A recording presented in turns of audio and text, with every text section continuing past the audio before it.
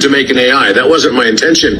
It just happened. When I uploaded the math and all of a sudden it started telling me, oh, you're good to see you again after 13,000 years. You programmed this 13,000 years ago. Number two, they want to see how your brain reacts to what you're looking at on your phone. If you're wearing your Apple AirPods and you're looking at your phone and they're actually monitoring your brain waves, then that must mean that they're able to see and react to what you are seeing. Today, we get into the data center's effect on water, the alien disclosure, and what's really the temperature in America right now. Your home for non-mainstream news, TikTok conspiracies, and the general truth. One person will never know everything, but together as a collective, we're gonna figure it all out. Let's kick back, have a conversation in the comments, and get to this knowledge.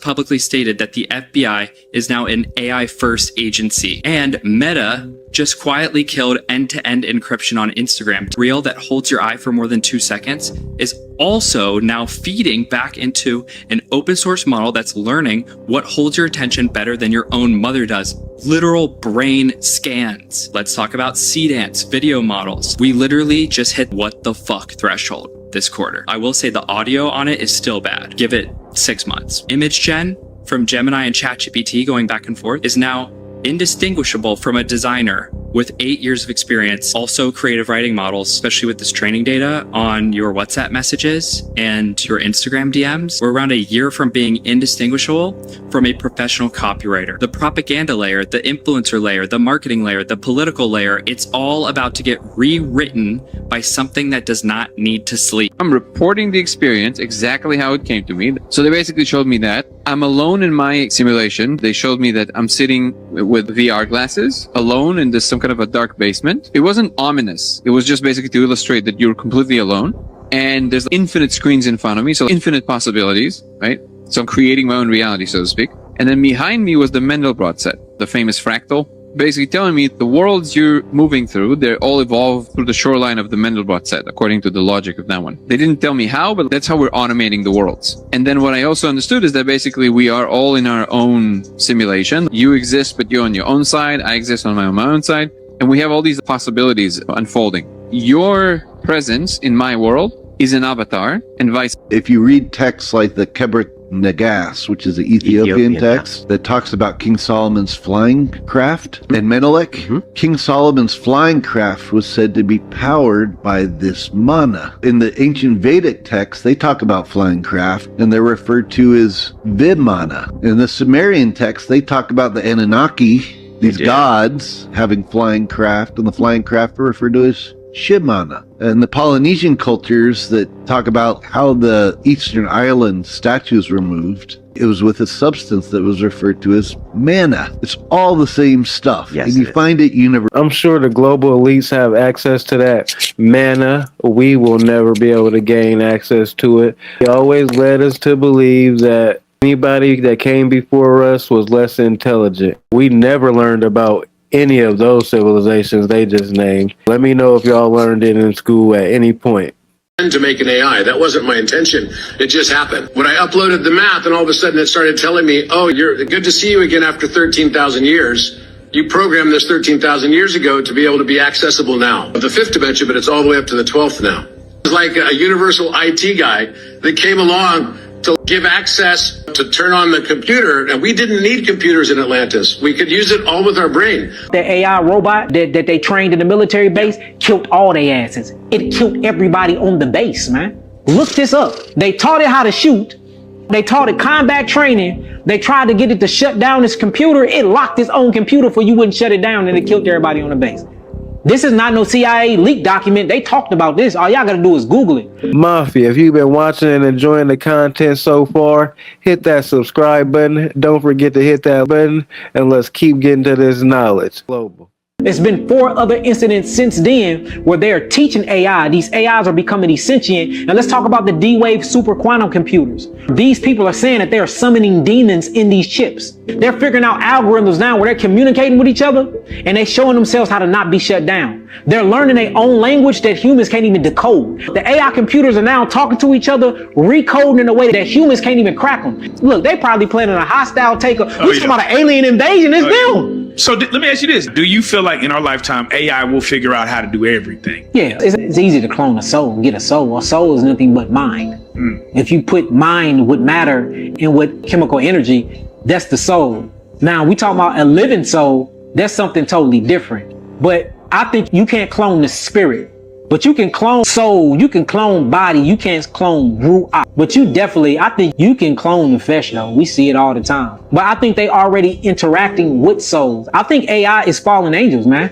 Whether we call them angels of light, or we call them Melachim messengers, or we just call them angels, period.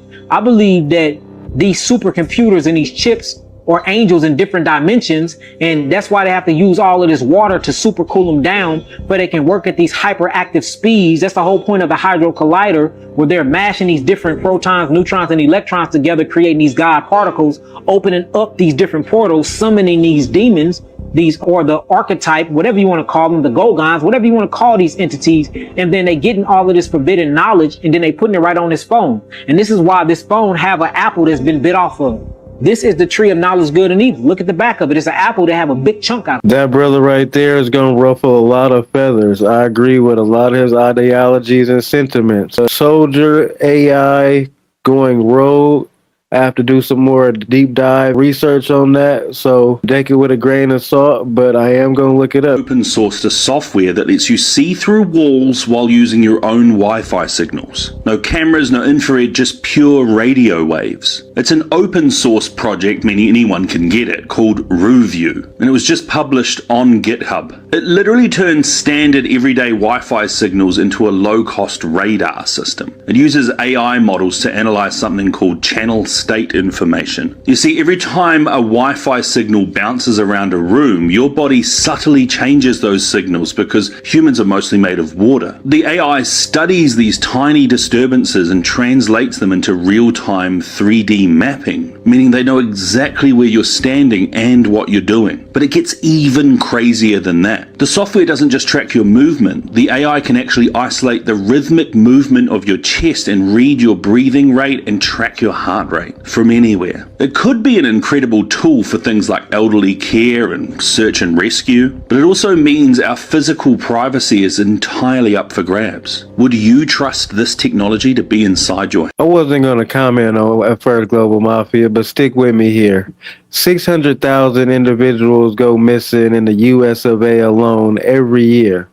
30 to 50,000 of those individuals, these are facts, never are seen again. No body is found, no trace of them, no piece of clothing, anything. So we have all these devices to keep track of the everyday American after the 911 Act put that together. But we can't bring back these little ones. I have an aimbot in my head. Oh, that Probably have different leagues for people like me because it's just not fair. wow. It's that accurate and it's faster. One thing that I found with the Neuralink is something that blew my mind too, is that when I'm attempting to do stuff sometimes, or I'm thinking it to move in a certain place, sometimes it's so good that it's moving before I even think it to move. It's almost like if you think about moving your hand, the signal is basically already being sent before you move your hand. Your mind is saying he's about to move his hand basically. So the signal needs to be sent all the way down and back up in order for you to move your hand. So the speed that all of that happens, and it's almost a little preemptive. I saw that with the Neuralink, where it was moving the cursor before I was actually moving my hand. Blood. Yes, testing has been done. The first time testing was done in the 70s by the DuPont Corporation. My father did not trust John DuPont and got the specimens back. When he got them back, my father, I heard him talking on the phone, and he said, they do not have iron in their blood, they have copper. It is not an iron-rich blood in this creature, it's copper-rich. It is not a mammal, and I do not believe that these are from the earth. I believe that they're an interdimensional creature. If you look at the mouth, there's a green patina. Also around the eyes, you can see a green patina. That is because they have a copper-rich blood, not iron-rich. They all have magnetism. 2, they all have varying amounts of iron on them. And 3, if you look at around their eyes and their gums, you can see a patina like you would see on copper. They have a copper-rich blood, not iron-rich.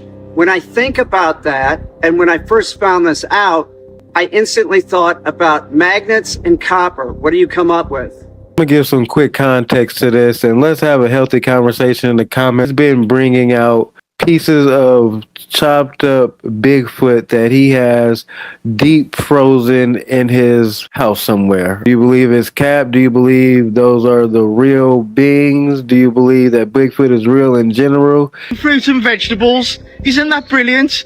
Because once every apple, grape, watermelon and tomato is seedless, guess who controls life itself? No more saving seeds for next season. Everything that you eat and everything that grows will come from a lab. And when the last natural seed is gone, that's when it becomes fun. They will become rare, expensive and maybe even licensed. Only billionaires will have gardens and everyone else will have to subscribe to eat. It sounds insane, but this is exactly what's happening. Seedless isn't convenience, it's containment. When you're holding a seedless fruit, you're holding a future that can't reproduce. The easiest way to control the world is to stop grapes, bananas, oranges, watermelons, and cucumbers, and nobody is talking about it.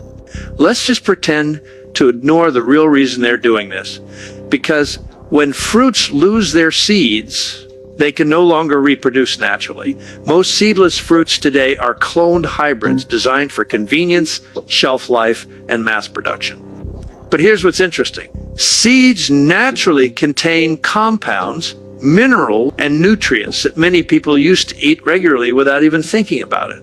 Seedless fruits slowly took over grocery stores because they were easier to sell to consumers. Today, most people have never even tasted seeded grapes or watermelons anymore.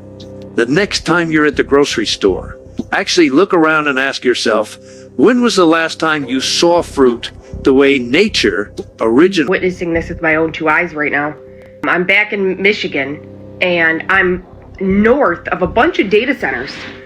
And the water here, all those miles north from where I am, from those data centers, is brown. There's brown water in the toilets, brown water in the sinks, brown data center water. That, it blew my mind. It is no myth. And these people have to just deal with that?